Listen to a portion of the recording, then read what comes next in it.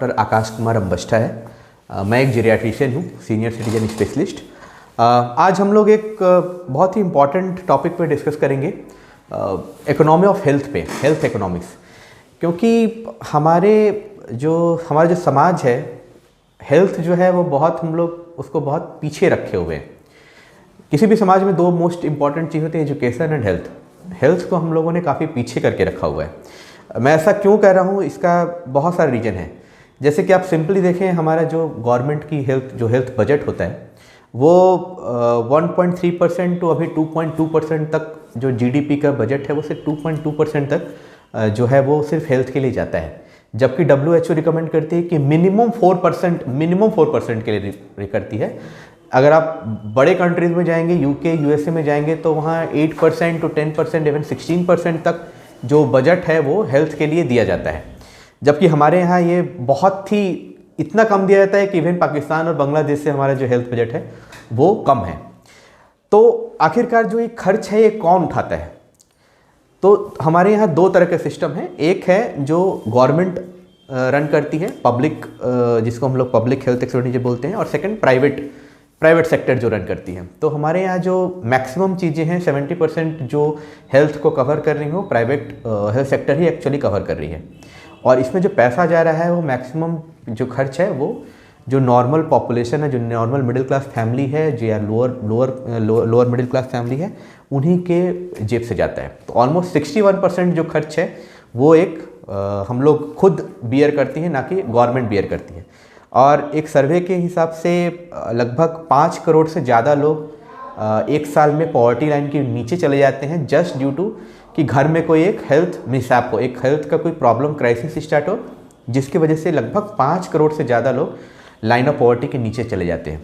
तो एक बहुत ही इम्पॉर्टेंट टॉपिक है कि आप अपना जो इकोनॉमी है, जो हेल्थ बजट है, वो कैसे प्रिपेयर करें, उसमें क्या क्या चीज़ जो है उसको ध्यान दें। तो सबसे पहले हम लोग बात करेंगे कि आखिर क्या करना चाहिए। इंडिया जैसा जो कंट्री है जिसमें पॉपुलेशन बहुत ज़्यादा है और इनकम बहुत ज़्यादा नहीं है as compare to western country, USA, UK, ये सब जो कंट्री है, यूरोपियन कंट्री हैं, जो वेल टू डू कंट्री हैं, वहाँ पे स्टेट जो है, जो गवर्नमेंट होती है वो इसको देखती है। बट हमारे कंट्री में शायद ये पॉसिबल नहीं है, क्योंकि हमारे कंट्री का पॉपुलेशन और जितनी चीज़ें हैं वो शायद आज के डेट में पॉसिबल नहीं है। तो हम लोग उस मॉडल ऑफ केयर को शायद नहीं फॉलो कर सकते जो बाहर वेस्टर्न कंट्रीज में फॉलो करते हैं। हालांकि हमारे यहाँ भी सारी एडवांस्ड जो केयर प्लान है, एडवांस्ड मेडिकल जो सिस्टम है वो है, बट उसको कैसे हम लोग अपने आप को कैसे उसमें ढालें, वो मॉडल ऑफ केयर क्या होना चाहिए। तो सबसे इम्पॉर्टेंट इस चीज़ में जो रेमेडी की बात करूँ मैं, तो सबसे इम्पॉर्टेंट होता है कि प्रिवेंशन, प्राइमरी प्रिवेंशन, मतलब होने ही नहीं दें, बीमार ना हो। ये जो नॉर्मल क्रोनिक डिजीज है, जैसे शुगर, ब्लड प्रेशर, कोलेस्ट्रॉल या हार्ट की बीमारियाँ, ये सब बीमारियां बेसिकली लाइफस्टाइल डिजीज़ हैं। मतलब अगर हम लोग लाइफस्टाइल में अपने चेंजेस करते हैं तो ये सब डिजीज़ को हम लोग प्रिवेंट कर सकते हैं, या हम लोग बहुत आगे तक उसको पोस्टपोन कर सकते हैं। जो बीमारियां हमें अभी इवन 40-45 में लोगों को शुगर की बीमारी हो जा रही है, उसको हम लोग 65 या 70 तक एटलीस्ट कवर कर सकते हैं, अगर जेनेटिक प्रॉब्लम भी हम लोग के रन कर रहा हो तो भी। तो ये बहुत इंपॉर्टेंट है, लाइफस्टाइल में अपना चेंजेस करना बहुत इंपॉर्टेंट है। जैसे कि हम लोग अभी देख रहे हैं, हम लोग एक ग्लोबल पैंडेमिक से गुजर रहे हैं। ओबेसिटी जो मोटापा है, एक हम लोग के इसमें बहुत कॉमन हो गया है, जो इवन चाइल्डहुड में ही हम लोग बहुत बच्चे देख रहे हैं कि अभी जिनको मोटापा हो रहा है, जो कि बाद में एक बहुत बड़ा हेल्थ क्राइसिस होने वाला है एक ओवरऑल कम्युनिटी के लिए। डायबिटीज़, ब्लड प्रेशर, ये सब चीज़ें बहुत कॉमन होने वाली हैं।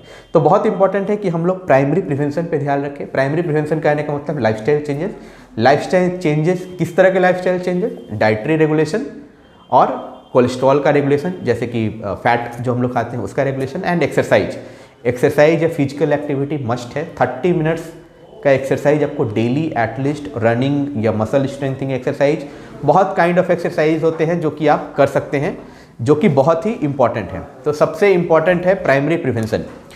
जो सेकंड चीज़ है स्क्रीनिंग, कि आपको बीमारी जब स्टार्ट होती है तो बहुत सारे टेस्ट होते हैं जो हम लोग स्क्रीन आउट कर सकते हैं। जैसे शुगर, सिंपल आप जो डायबिटीज़ बोलते हैं, शुगर एक बार आप अगर 40s में आप एक बार अगर फास्टिंग शुगर कर लें, या फिर एक थायराइड का रिपोर्ट कर लें, या कभी जब आप क्लिनिक में जाते हैं तो ब्लड प्रेशर चेक करा लें, तो आपकी स्क्रीनिंग हो जाती है कि आपको ये सब बीमारियां स्टार्ट तो नहीं हुई है, क्योंकि अगर ये स्टार्ट हुई है तो आप बहुत, अगर अर्ली फेज में आप पता कर पाते हैं तो उसको रिवर्ट भी किया जा सकता है और उसको बहुत अच्छे तरीके से कंट्रोल किया जा सकता है। तो स्क्रीनिंग ऑफ डिजीज़ जो है, जो कॉमन बीमारियों के लिए बहुत आसानी से अभी बहुत तरह के हेल्थ पैकेजेस आते हैं जिसमें आप वो करा सकते हैं। तो स्क्रीनिंग एक बहुत अच्छा तरीका है। Health checkup, yearly health checkup depending on आपका body condition, depending on age, yearly या 5 ईयरली हेल्थ चेकअप प्लान भी फॉलो किया जा सकता है, जिसमें कुछ कॉमन बीमारियों के जैसे sugar, cholesterol, blood pressure, kidney, liver, ये सब चीज़ों को हम लोग चेक कर सकते हैं। तो ये सब कुछ कॉमन चीज़ें हैं जो हम लोग प्रिवेंट कर सकते हैं, जिसको बढ़ने नहीं दें, चीज़ को आने ही नहीं दें।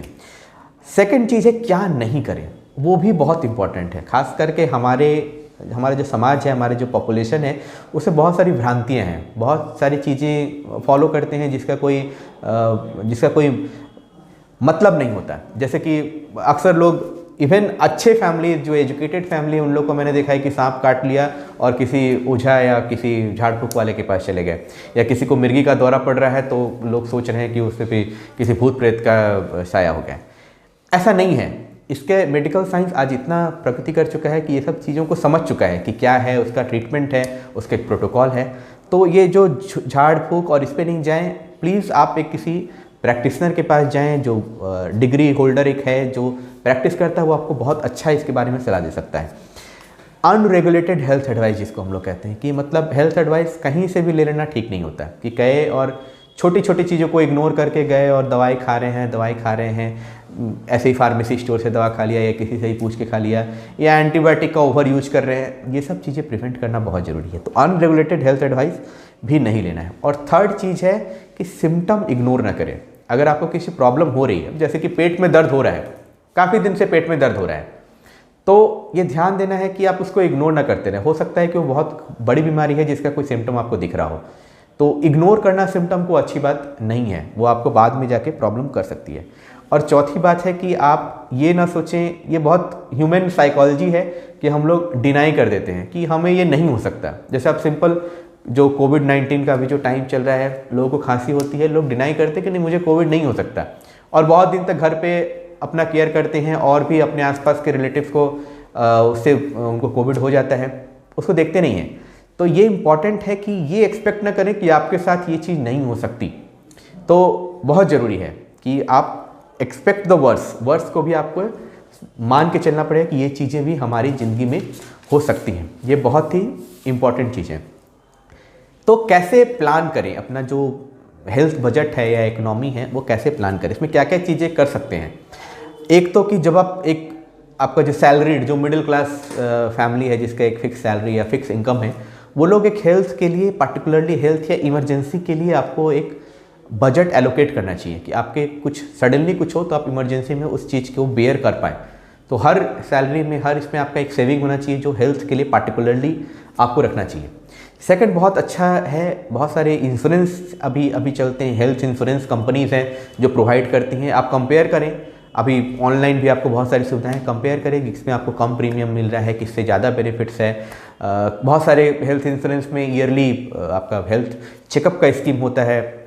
तो वो सब चीज़ें आपको, हेल्थ इंश्योरेंस आज के डेट में आई थिंक सभी के लिए बहुत इंपॉर्टेंट, जो भी अफोर्ड कर सकते हैं, और बहुत तरह के स्कीम्स और बहुत लो प्राइसेस में भी बहुत सारे स्कीम आते हैं। तो प्लीज़ कंपेयर करें कि कौन सा इंश्योरेंस आपके लिए फेवरेबल है, और सारे फैमिली मेम्बर्स का इंश्योरेंस लेना चाहिए। जो पेशेंट्स गरीब हैं, जो लोग गरीब हैं या नीचे तबके से आते हैं, जो पॉसिबल नहीं है उनके लिए अफोर्ड करना कि ये हेल्थ इंश्योरेंस लें, तो उनके लिए गवर्नमेंट बहुत सारी स्कीम आजकल रन करती है। जैसे आयुष्मान भारत, सिंपल अगर देखें आप, आयुष्मान भारत, या वेस्ट बंगाल में स्वास्थ्य साथी करके एक स्कीम चलती है, वो सब स्कीम्स का फ़ायदा उठाएं, वो सब स्कीम्स के बारे में जानें, अवेयर रहें। लोग अवेयर नहीं होते ड्यू टू इलिटरेसी, कि उनको पता ही नहीं होता कि गवर्नमेंट ने क्या क्या उनके लिए सुविधाएँ दी हैं। आज गवर्नमेंट ने एक्चुअली बहुत सारी सुविधाएँ दी है, तो उन सब चीज़ों का फ़ायदा उठाए। खास करके आयुष्मान भारत के लिए मैं डेफिनेटली बोलूँगा, क्योंकि इससे बहुत लोगों को हेल्प होता है। तो वैसे गवर्नमेंट जो स्कीम है जो उसको ज़रूर ये करें। फोर्थ चीज़ है, अपने आप को एजुकेट रखें, अपने आप को अवेयर रखें चीज़ों के लिए जो आसपास के इन्वायरमेंट में हो रही हैं।